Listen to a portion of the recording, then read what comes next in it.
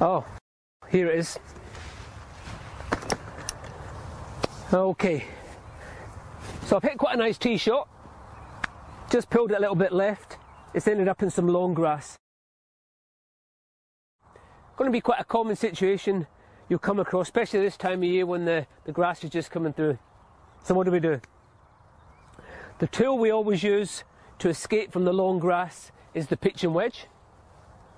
That's the club that's going to allow us to strike down into the back of the ball, get it back onto the fairway.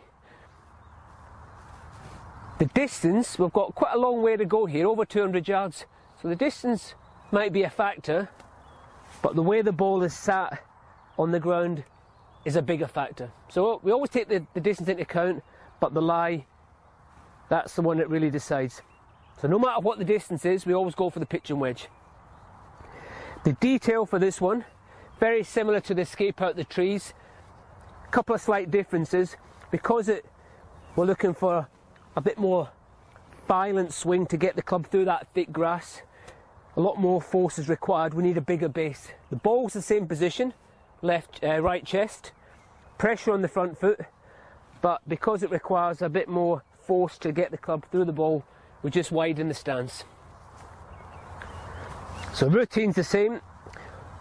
Come along, just tidy up, make sure there's nothing that's going to interfere with the stance. What we're not allowed to do is flatten anything down or pull anything out the ground, so you have to be careful with that. So you can only move things with your feet. So we've done our housework, we've done our research, we've taken the distance into account, we've looked at the lie, we've gone to a set and we've taken the right tool, the pitching wedge.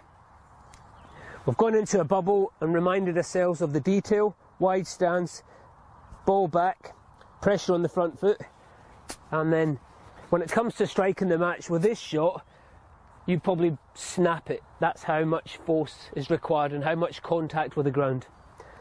And as usual, the last thing we do, we're going to tell our brain what we'd like to see happen. So I'm going to see the ball fly out, take off, bounce down the fairway.